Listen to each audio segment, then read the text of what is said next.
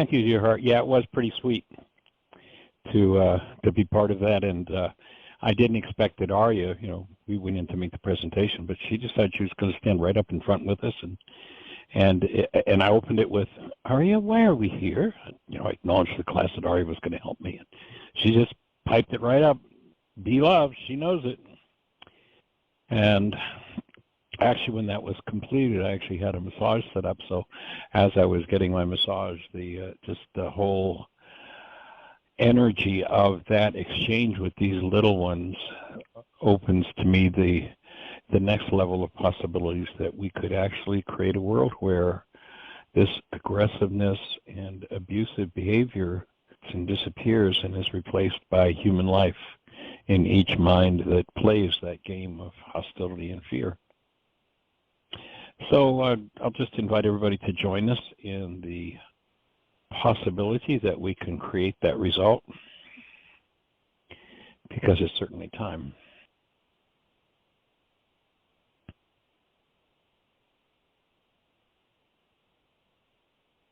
So I'd like to introduce, based on what we've done the last couple of days, I'd like to link all of that now to literally the 11 most important words ever spoken. And I mean in any language.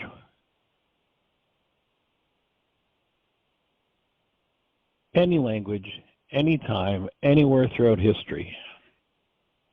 The 11 most important words were spoken to us. And those words followed a passage that was given to us by Yeshua. They asked him, what's most important law? What's, of all these pieces of law that you're giving us, what is most important? And again, each of these are to the other. One is the foundation for the other, and I don't know which one you could say comes first. They're both equally important. So to repeat once again, as if we could repeat this one often enough, the quote we were working on yesterday, the light or the guide of earthly life is perception. Therefore, if your perception be without fault, how could it be without fault? That would be that there would be no fear or hostility. What will produce that result? That's the most important law. The most important words that were spoken relate to what that law is. So therefore, if your perception is without fault, your whole life will be enlightened. If your perception be unfit, your whole life shall be darkened by it. If the light for you is darkness, how deep will your darkness become?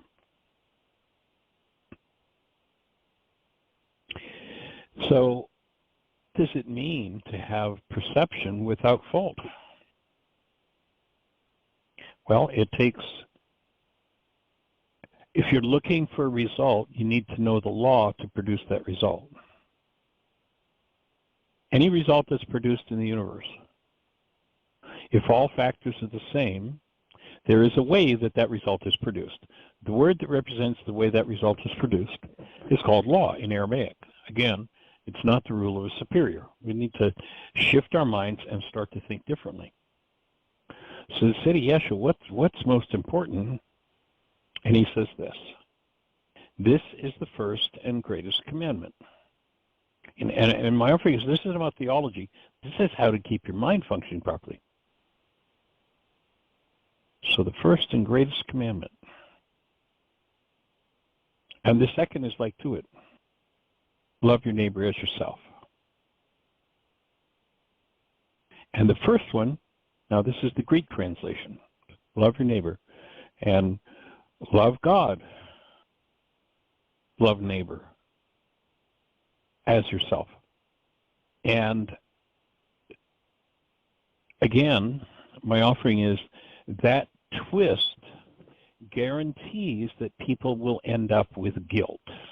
If you're told that that's what you're required to do, and if you don't do it, then you're wrong, you're guilty, you're bad, you're a sinner, whatever the terms, whatever the threat is of punishment that's given, that's a terrible thing to tell somebody. if that somebody has not resolved all of their hostility or fear. Notice that if you are a human being that has not resolved all of your hostility or fear, then the purpose of life is to kick you right square in the limitation. The purpose of life is to show up with something that will resonate the unresolved hostility or fear, which gives you an opportunity once again to resolve your hostility or fear. That's the purpose of life. Now tell somebody before they've done that what they're supposed to do is do this thing of, and it ends up becoming this venial form of approval. I'm supposed to love you, and you're the person that comes to show me my hostility or fear. And I've been told I'm bad, I'm guilty, I'm a sinner, whatever, if I don't love you. And what's resonating me is hostility or fear. And of course, if I live in denial, remember our definition of denial, when I think or speak as though something outside of me is the cause of what's moving inside of me, to hide the root or the cause of what's moving inside of me, to hallucinate, perceive this whole darkened reality that you're the one who's causing this in me. So now, if somebody in authority has pounded into me that I'm supposed to do this venial approval thing, love you, and you've resonated my hostility or fear, what happens? Guilt, pain, trauma. And now people are stuck in this whole fear game. Take a look at the world. Now let's look at the Aramaic perspective. Yeshua never told anybody to love anybody. What Yeshua said was, have Rakhma for the Creator, have Rakhma for your neighbor. Neighbor means in Aramaic anybody you think about. So the first and most important commandment in the law was that when you think of the Creator, you hold Rakhma. When you think of a neighbor, the second is like unto it. You hold Rakhma. Rakhma is the gateway that brings love, your human life, into your human form. Your created essence is love. Are there other energetic patterns in you that displace that? Oh, probably, if you're in a human form today in the world. Is there a way to change that game? Yes. Understand that the commandment was not this venial form of approval. I'll approve of you if you're fulfilling all of my goals. But rather, if Rakhma is active, the Aramaic command was you keep love active and present in your mind, even if the neighbor shows up bringing up all of your rage and terrorism. Because if your neighbor gives you the gift of bringing up all your rage and terrorism, and you're holding to the active presence of love, Rakhma is active in you, and therefore love is present in you, then your sin, your energies that are off the mark are going to begin to dissolve. That's all. And the first order business, the people, the neighbors that are going to be most intense at bringing those things up, the ones that is most important for you to understand that you keep love present for, are those that you're genetically connected to. Your parents, your children. And once you've had sexual intercourse with a partner, then your partner now having access to your genes. You know, they didn't talk about sexual promiscuity because of something to do with genitals. They talked about sexual promiscuity because when you have intercourse with someone, you give them access to your whole unconscious mind, and you get access to their whole unconscious mind. Notice that in most relationships, when that happens, because people don't know that they are love, and the command was to keep love present in their minds, not approval of their partner, but love present. Now that partner, having access to my unconscious dynamics, knows how to resonate them in me. And is probably going to trip over them, and if it's going to come. You recall several times over the years we talked about the purpose of children. One of the major purposes of children is to reflect our unconscious mind and have it hanging right out there in true living color and Dolby sound. And if your child does that, you are not required under the law to love them or your partner or anybody else, your neighbor. What you're required to do is to keep the gateway, Rakhma, and there's no such concept in the Latin or the English or the Greek language. No such idea as Rakhma. If you keep that gateway open, then love is present in you, and what this neighbor or this spouse or this child resonates in you will instantly begin to heal. As you heal, then all perception is corrected. Again, let's go back to that one part that said, therefore, if your perception is without fault. In other words, the output of your mind has no form of hostility or fear. Then what happens? What is this promise? It says your whole life, not your Sunday morning churchianity life, but your whole life will be enlightened. So what were the 11 most important words ever spoken? Well, following up that passage about keeping Rakhma open,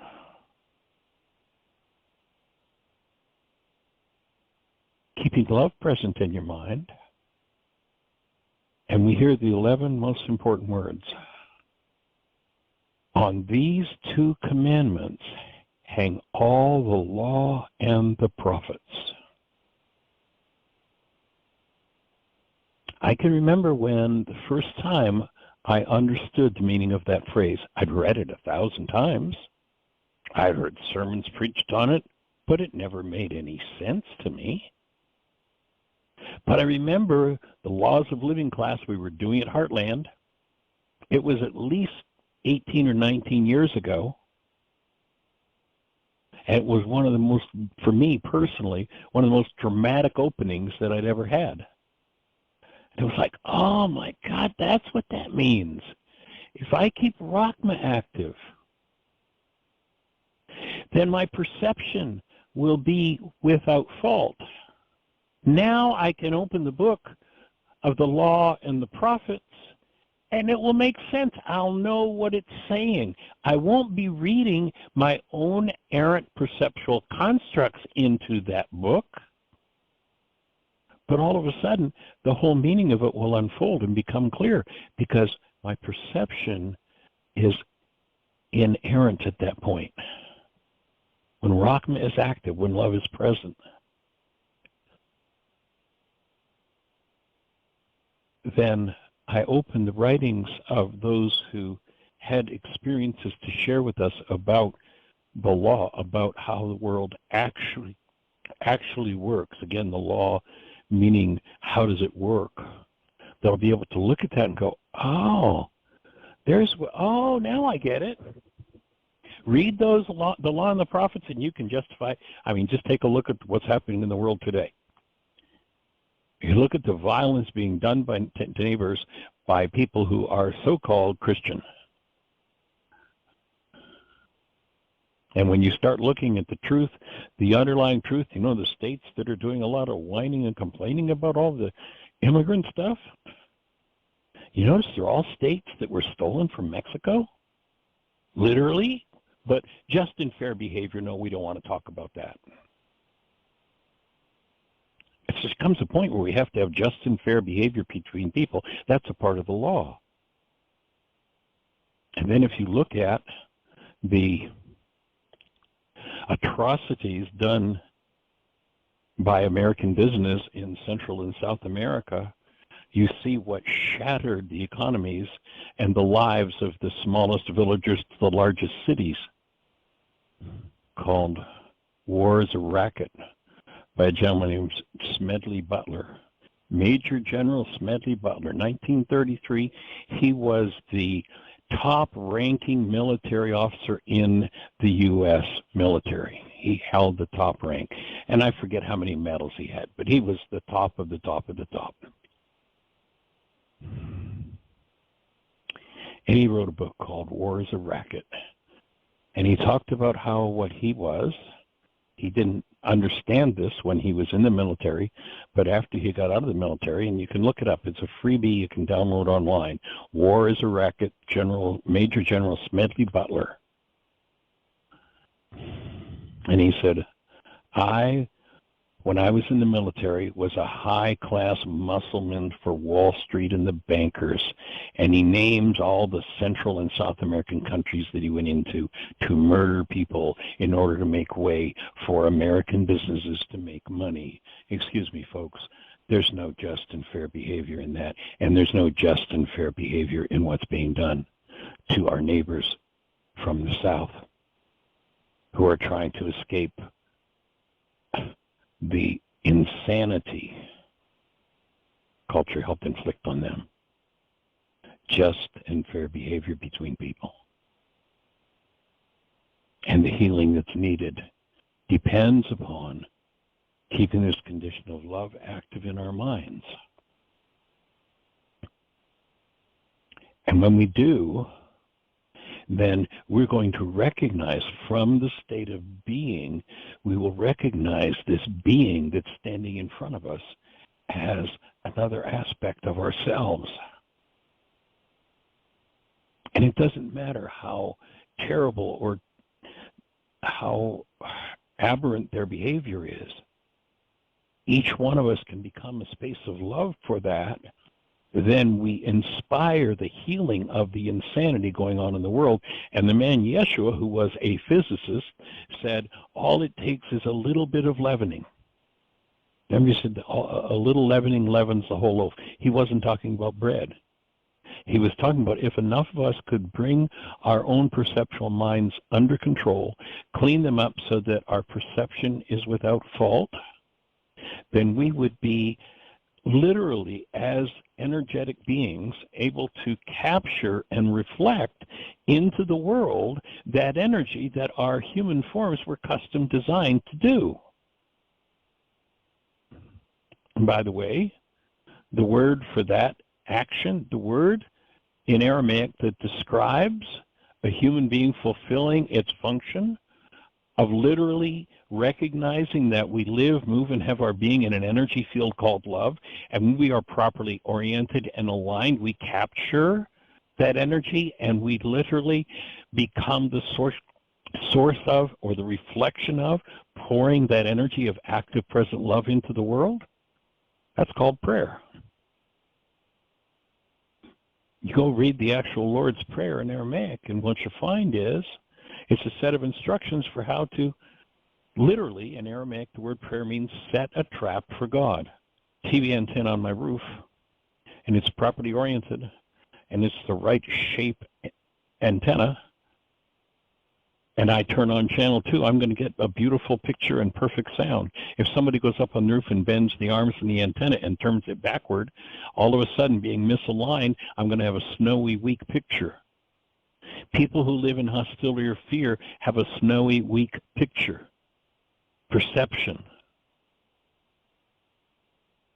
and are not capable of prayer, are not capable of capturing the active presence of love and reflecting it into the world for the healing of ourselves, our families, our cultures, and our neighbors, and our quote-unquote enemies.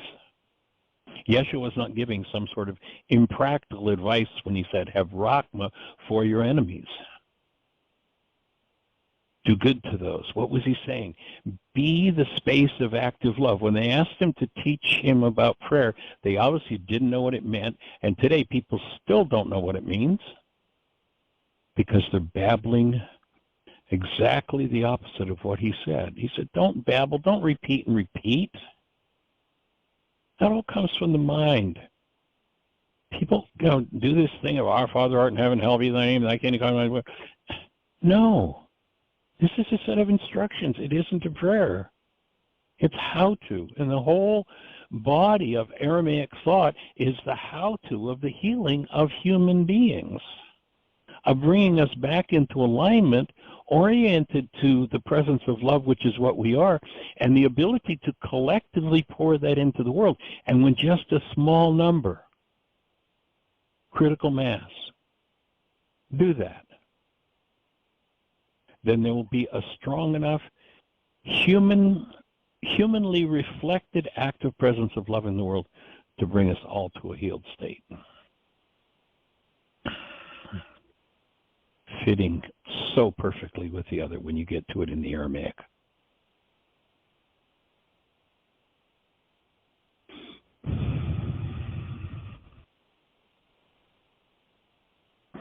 And then, if that stirs something for you, you breathe. Notice if I'm stirring something with my conversation, you probably already altered your breathing pattern, or maybe you've stopped breathing altogether. What does that mean? That means I have cut myself off from Ruka. And if you go to the creation story in Aramaic, it doesn't say the Creator sent out his spirit. It literally says the Creator sent out his breath. Denial of its spirit, that breath, is the unforgivable sin, we're told by the Greeks. Oh, now we got another reason to keep people in terror. Now there's an unforgivable sin. No. Let's go to the Aramaic again and get some clarity. If I cut myself off from the healing power of the Creator's breath, if I cut myself off from the healing power of the Creator's breath, I am stuck in unforgiveness. Not the unforgivable sin, but if I'm cut off from the only thing that can truly restructure everything in me that is in error, if I hold my breath, then I'm stuck in unforgiveness. Not unforgivable sin. That's silly. It's just silliness the way the Greeks translated this and have structured people in fear in the name of love. So hopefully it's a package of information that makes sense. So what is that law? First, have Rakhma. Have the gateway open that brings your human life into your human form when you think of the Creator, when you think of neighbor. Now, by doing that, you have maintained your human life, yourself. And there's nothing more valuable in all the world. All the gold the world could give you isn't worth one moment where you've lost the presence of love in you, your human life. And what is it? And we live in a culture that thinks, oh, well, so you lose your human life for a minute or two or a lifetime or two. So you live in rage and fear. It's just, oh, well, that's just the way it goes. So you drink yourself into oblivion because you've got so much pain you can't resolve it. Oh, well, that's just the way it goes. No, there is a solution to all of this. Where we live, not Sunday morning, but literally where we live as human beings. But we've got to get back to the meanings of the words that the man knew how to do it, presented. And basically the Greeks stole it. Inserted Greek philosophy into his mouth, and like much of the Greek pantheon, became the source of fear and abuse. So what we're working to do with this book, Enlightenment, what we're working to do with the Chorus manuscript, is to bring back the real application of these tools to life where we all live.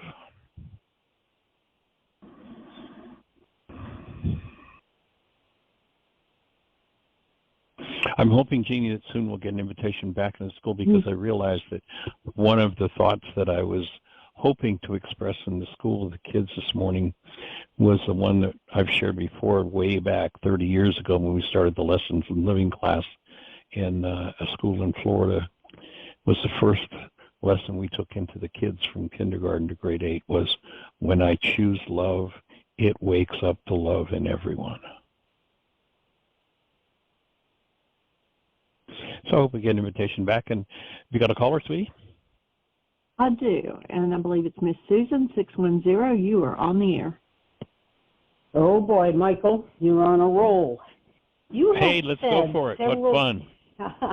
Well, first of all, congratulations on starting those kids off with a consciousness that they have a choice to react in a way that may be different than what's been demonstrated at home or whatever. Right. And that is just so I'm fabulous. hoping we're going to be able to expand that into. Yeah, they're going to get it so fast. Now, the question I have, I lent it's kind of ironic, I lent my Kabura's manuscript to our pastor just when you were starting the Enlightenment course. And you said you would send me a book, and you did. But it turns out that the book you sent, which I love, is the worksheets for children. The book. The Healing Children, Loving Children? Yeah, right. And I do have... Instead of Enlightenment? Yeah. Oh, my mistake. We'll get another one out today. Well, we'll get the Enlightenment book out to you. That would be great, number one. That would be fantastic. Awesome. Because you probably answered that in here. And I would be very happy to pay for that. When you say answered that, what did you mean by it? The question is the Lord's Prayer as a set of instructions.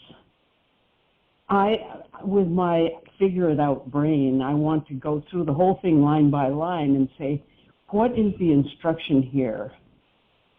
Our Father, who art in heaven, is that an instruction, etc.? Line by line, or do you not mean it that way? Oh, yes. We mean it that way. Okay. And we'll have it on the way to you. Is that done in the book? I'm not sure how far we went with that, but I'm actually just looking up your phone number, and I'm going to text you the video link to the presentation of that. Oh, okay. Because you actually gave a presentation on the instructions? I have. Oh, it's called Living, Not Saying the Lord's Prayer. Great. Exactly. Okay, good. Woo, yeah. So that's where we're heading. And a teeny sort of strange roundabout testimonial to what you were teaching with Aria this morning. Go for it. In a way, and this sort of goes lockstep with the way of mastery readings, where everyone, without exception, and no matter what they're doing, or how they appear or seem in any way, everyone is love. And that's right. That involves not knowing certain things. I've come to a lot of conclusions about people in my life just by looking at them. I form a picture, and most of the time it's so off. Picture. Well, think about it for a minute. What is a picture? Yeah. It's something painted on the inside of your eyeballs. It's called perception. It's not out there. Right. It's just an image, right. And the whole idea of forgiveness is to collapse that. Right. Totally collapse it. Sometimes the pillar is very high and comes down little piece by little piece.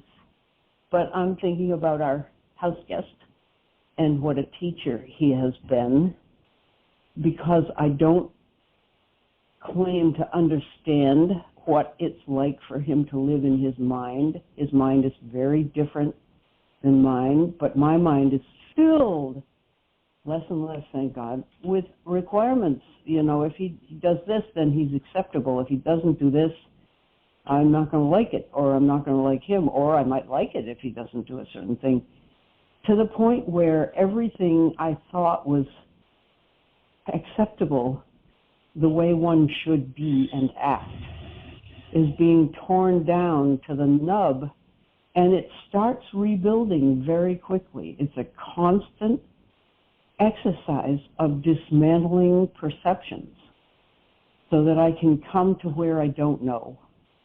And that's the best I've done. I've had, glimmers of feeling love or at least peace, some peace, but then the little constructions, they're like stalactites. Those are the ones, stalactites, stalagmite, there's a joke.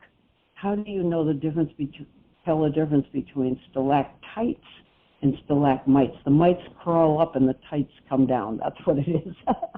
So, the mites are crawling up all the time, like building grain by grain, erroneous thought by erroneous thought. And you have us practice. How do you feel in your body? What's your body telling you? Well, my body tells me very quickly because the breath stops, the chest tightens, and then I know I'm in trouble already. This is ongoing. But what you're teaching Arya in the class is, it's obvious. I mean, you're just teaching them to have no preconceptions and to choose, not by doing anything about them, but just choosing love in every situation, which for me is too advanced. I've got to do some dismantling before I can choose love in a lot of situations. Anyway, just to say, and I would love to watch that video. It's already in your inbox. And Whoa. What you don't want to do is make a choice to do this, to be love. What you want to do is the work required to function as love, because it's not a choice. Doing the work is a choice, but being love isn't a choice. That part of the mind is either open or it's closed. And you can't choose to open it. You can do the work to remove the blocks that keep it closed. That's true. Yeah, I can feel that. It's not something. Remember that the mind is a decision-making device. When it comes to perception, all it is resonance. It's a tuning fork. If there's if somebody can make you believe to the max of the biggest max in the world that what you're supposed to do is be love, and if there's hostility or fear in you and somebody shows up to resonate hostility or fear, your mind takes over and makes a decision. Hostility and fear. There's no choice about that. It's going to happen. Right. Where the choice lies is the second it happens, I can go, I'm going to have a conversation inside of me about what's happening in my mind rather than believing this projection, and I'm going to forgive this projection, and when I do forgive it and collapse that hostility or fear, then love is automatically present. It's not something I do by an act of will or choice. It's doing the work that produces that result. Kind of the reason why when you've heard me say before, I do a Course in Miracles class somewhere to a group of Course in Miracles students, and the first thing I write on the board is, don't study a Course in Miracles, because studying won't produce the result. Choosing to love will not produce the result. Learn forgiveness. That's what produces the result. Good. And that practice becomes the key to it all. Good.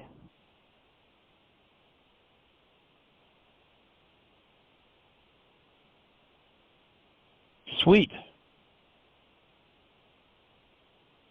And Ginny, I just sent you some links to add, including the Living Not Saying the Lord's Prayer to the notes today. And it's on the way to you, Dawn. Did you send it via email? Text. By text. Oh, I sent you a text with 3 links in it. One on the eye is the lamp of the body, talking about this whole section we've been talking about in perception. It's just a short 4-minute video. And then a link to the Rakhma and Kuba page, and then Living Not Saying the Lord's Prayer. Okay, I'm looking for it. And all I'm seeing is all my political stuff, which comes into my text. Brother, guess what? Yeah. I hadn't hit the send button. I'd pasted it, but I had not hit the send button. So thank you for checking on that, because you've been waiting for a long time. There you go. It should be in your inbox now. Okay, I'm looking at it. Thanks. Awesome. Well, any other thoughts for you, young lady? No, my head got completely empty on all that. So carry on. Perfect. Perfect. That's awesome. Good for you. I don't know. Yeah. Thanks. If you can empty yourself of perception, there's a space for being to show up in your physiology. Good. The only thing that will steal that from you is a perception based in some form of hostility or fear that is resonated or activated. And if we keep remembering in the instant that someone resonates that of, oh, here's my work to do. Like there was a period of time for me where kind of my pet phrase anytime anything based in hostility or fear came up was I'd say to myself, here's another piece of my insanity to heal. Here's another piece of my insanity to heal. Rather than, look what they did to me, look at, it's not easy to resign from the one world universal religion of blame. It's not easy to resign. It takes commitment. And for me, that was one of the tools I used. Oh, here's my insanity again. Yeah, my mind's got a whole story about you, and I can tell you all about what's wrong with you, but I'm the one who's got a disturbed energy here. I'm the one who's lost Rakhma. I have work to do.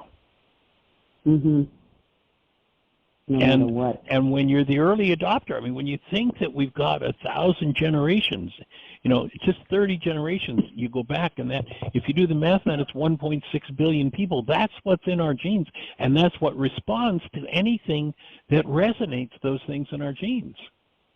So it's not a project that's done, in the next 10 minutes because I will to do it or I choose to do it. It's a project that is completed when I do step by step by step by step. If I say, I'm going to build a house and it's going to take nailing in 10,000 nails, guess what I have to do? I have to nail in 10,000 nails. And I might have 10,000 worksheets to do on one simple topic if it's something that's been going on for the last 50 generations in my bloodline. And so I do piece of work by piece of work by piece of work by piece of work. And the next time my mind comes up with another hostility or fear-based thought toward myself or anybody else, because, one of the major objects of attention for hostility and fear is ourselves, it's the next piece of work. Rather than, look what's wrong with me. Here's another forgiveness opportunity for me. And another, and another, and another, and another. Yep, I want to build this house. Oh, come on, Michael. You mean if I really want to live in that, you mean I have to nail all 10,000 nails in? Come on, that's too much. I don't want to do that. I just want to live in the house. Right. Well, if you want to live in the house, you have to nail all 10,000 nails. If you want to be a hostility and fear-based free being, then you're going to have to do the work. It's required to do it. You want to live in that house? And when you're the early adopter, when you're the first one in your family system that says, I'm going to do this, it's a pretty significant piece of work. Yeah. So changing the subject back to my messages, nothing has come through. What is happening? I've looked at my known senders, my unknown senders. Well, it definitely went through. It did. If it's a video, maybe it just takes a while. Well, it should. It isn't a video. It's just a couple links, so it's only, right, 30 words in a. But I'll go ahead and send it once more. Send as new. I just hit the send button again. If you don't get it, call me and I'll email it to you. Thanks.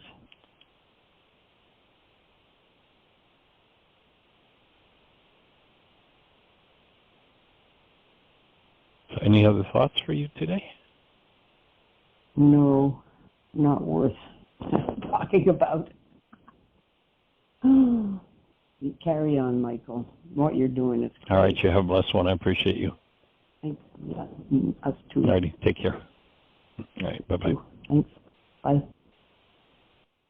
Well, Miss Jeannie? Do we have anybody else in the phone queue, or? Well, Camie has her hand up, but I think it's left over from Dr. Ten, but I'm going to turn her microphone on. Hi, Camie. How are you? Hi, I'm great. Awesome. Welcome in, lady. Thank you. I did have it on just because from Tim's show. So Cool. I didn't really have anything to add today, except for I would love to say that I just really appreciate you guys You've supported me for 20 years. Been hanging in out this for a while, way. haven't we? I'm telling you what, and it's been a wonderful ride as long as I did the work, But every time I let them down, Michael was still there for me. The work that they've been doing on the website is just amazing to me. It's wonderful work, and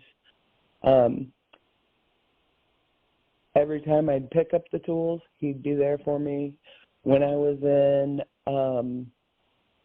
extremely bad alcoholism, as long as I was sober, Michael was there for me, and helped me pick up the tools again. And it usually, at this point, it simply takes something as simple as those things that used to tick me off early on.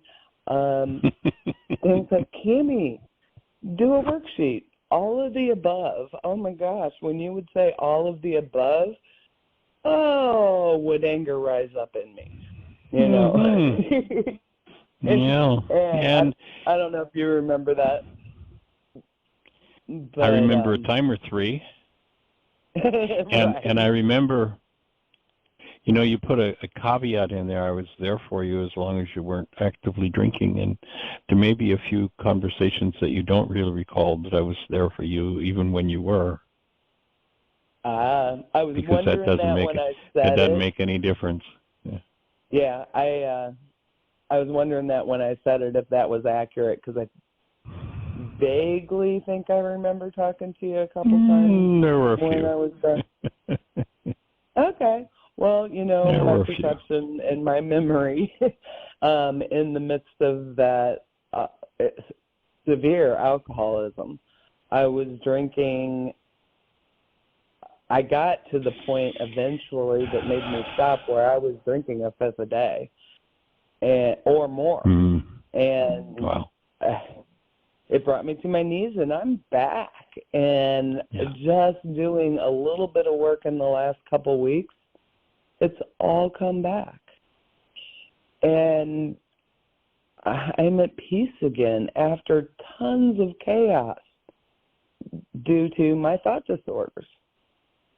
But it's wonderful work, and I just really appreciate you and Jeannie for giving so much. Well, what you trigger as you're talking is for me, one of the most rewarding moments in working with you was in Birmingham, Alabama, about, I'm not sure, 6 or 7 years ago. And you had a major event come up on the way to the workshop, and you breathed through it, and that was just monumental. It was. And I thought that me and my husband both were going to get on track. And we did, played with it for a little bit. And now, we're both just doing the work. And life is easy. It's easy to hold love if you're doing what you need to do. And the Aramaic, the Kabbalah, is what has brought that to us, along with many other writings. But glad to be on the team. I'm just thrilled to be back, and I appreciate you guys. Awesome. Thank you for saying thank you. Yeah, you bet. I'll talk to you later. All right, take care. All right, lots of love. Blessings. Right. Bye-bye. And we have another hand up. Great. Let's say hello. It's Terry Bowling, 336. You're on the air. Michael, Jeannie, hello. Welcome, Terry. When you start talking about building houses and hammering nails, I have to raise my hand. There you go. Yes. I had one house, and we had over 40,000 nails in that house. 40,000. So I have to up my numbers then, do I, on that metaphor? That was a big house. That was a big house, but and that's a lot of nails. That's a lot of nails. That's a lot of swinging of the arm. Well, thank God we have the air gun. When I first started, we did swing the arm, and now we use the guns, the nail guns for Push 95%. Yep. So I was looking for Dr. Feelgood, though. Is he around anywhere? He actually arrives after your last worksheet. Oh, okay. I mean, yeah, I've heard you say that 100 times. It's not Dr. Feelgood, and it's not for wimps. Okay, so I was like, well, let's find that Dr. Feelgood and have a talk with him. But it's also, so what I wanted to add to the conversation here was that if a person will persist and continue, they get the benefits and the payoffs, no doubt. Now, that's it. My mind will try to suppress it and deny it and minimalize it every time. Oh, well, that was you weren't really feeling that bad. It wasn't that bad. All that kind of nonsense, Now, what is beautiful though is, go ahead. I was just going to say, well, and that's what perception does. If the light for you is darkness, if you're following the perceptual mind, it will always throw the generational replicate of the monkey wrench into perception. Exactly. Now, what happens, though, for me, what happened for me was that at some point, and I think I talked about that at Heartland, where I felt like after that 2 years, or it was about a year and a half into it, I said, wow, I feel like it's the score is finally flipped to 51-49. I was on the good side Awesome. of healing, but that took a lot of work, and I could physically feel the shift where I felt like I had crossed even the midpoint there and was gaining a little momentum, and then also I noticed that over time, even though I would have the events, like last night, I got all triggered by the dogs barking, and I was all jammed up. So, of course, I just walk in, and I go straight to my desk and whip out the worksheet, and had that insight was right in the middle of this whole process, and so it was perfect. It's like I was taking in all that new information. I was like, excited about that, and then when I come up, I immediately got triggered. I was like, oh yeah, this is it, bring it on, and just let's see how we can roll through this, and then getting to the other side of it was just beautiful, So the experience was good, and I didn't have to be at the mercy of the negative side of the experience. I was experiencing some negativity, and I was witnessing, and I had some irritation. Was the focus, the object of attention. I was feeling irritation was my feeling in the worksheet, and the irritation was able to work through it. But I was able to work through it and look at it from that perspective of like one step back, instead of being all in the middle of the mix, muddled, like you got spaghetti noodles flying around your head and that kind of stuff, So that's really the benefit as we start to experience that. And it's like you said about all those nails. Well, it's also like if you start lifting a barbell now, and like after my accident, I couldn't hardly lift anything. I started with 5 pounds, and I was like, 5 pounds. I had to keep going, 10 pounds and 15, work it up, build the muscle back. So we're building the muscles here. Let's building the brain cells, and I love that analogy and the way that helps to explain a lot of things, so many things. Building the brain cells around any new experience or something that you feel like you want to know better, then it's going to require some effort. That's all. I wanted to chime in about the house call. That's what it takes. And about the value of persistence and getting to that shifting point where and once you shift, there's no going back. You can't go back into the matrix. That's it. Yeah. It's just not an option anymore. It's something may try to drag you back, but you just don't get lost there. For at least you don't get lost there for as Exactly. long, right? For as long, or as you don't take it so personal. Right. Yeah, as deeply lost in it. Well, I actually went looking, and I'm not finding it at this moment, but you brought up one of my favorite little memories with my daughter. And during a Laws of Living class at Heartland back when she was about 8, she was a participant in the Laws of Living, and she did a drawing. And when I find it, I'll send you a picture of it. But she did this little drawing, and it showed, two stick figures, and she wrote a story.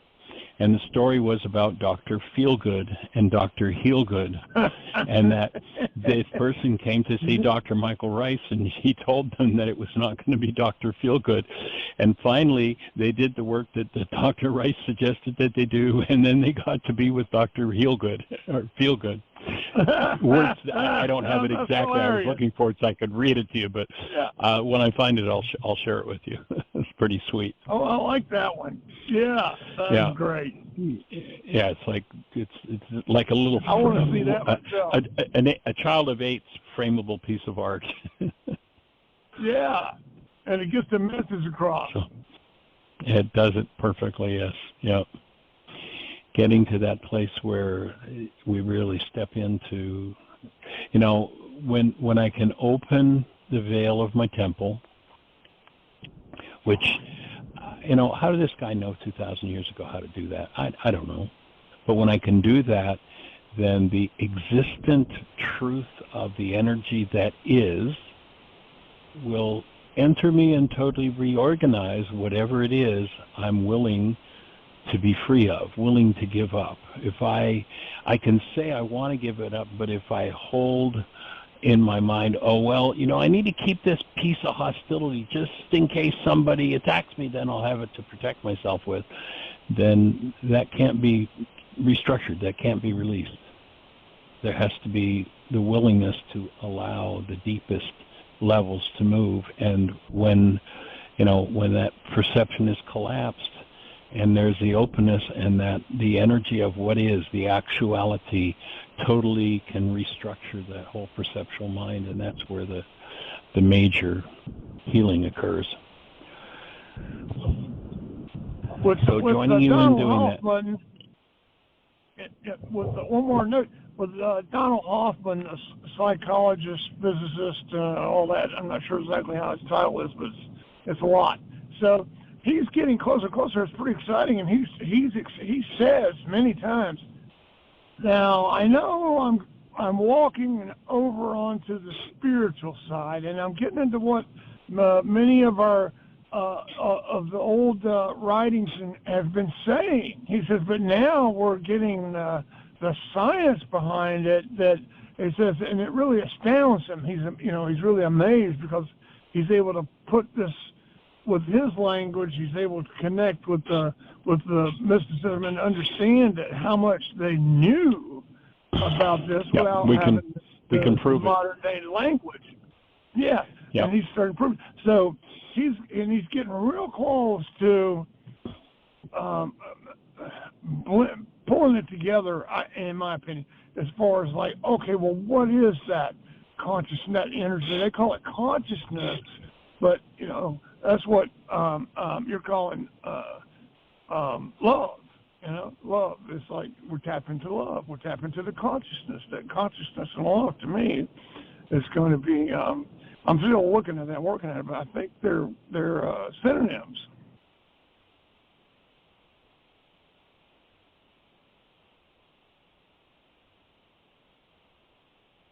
Did I lose you?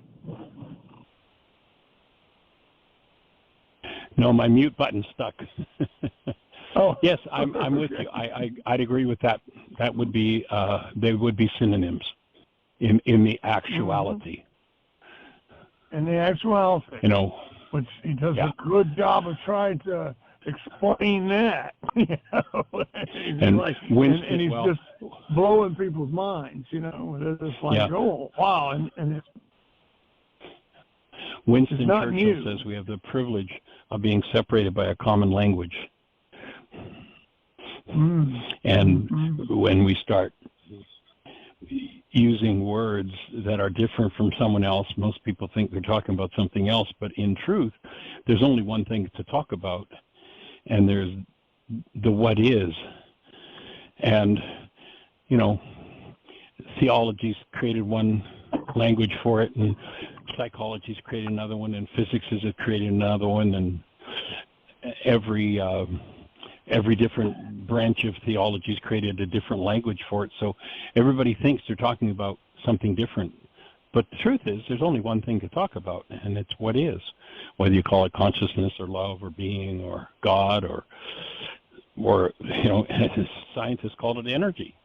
But it's the same description Quantum the theologist confetti gives to God. Say it again? Yeah. Quantum confetti, you know, yeah, the there you substance go. of everything.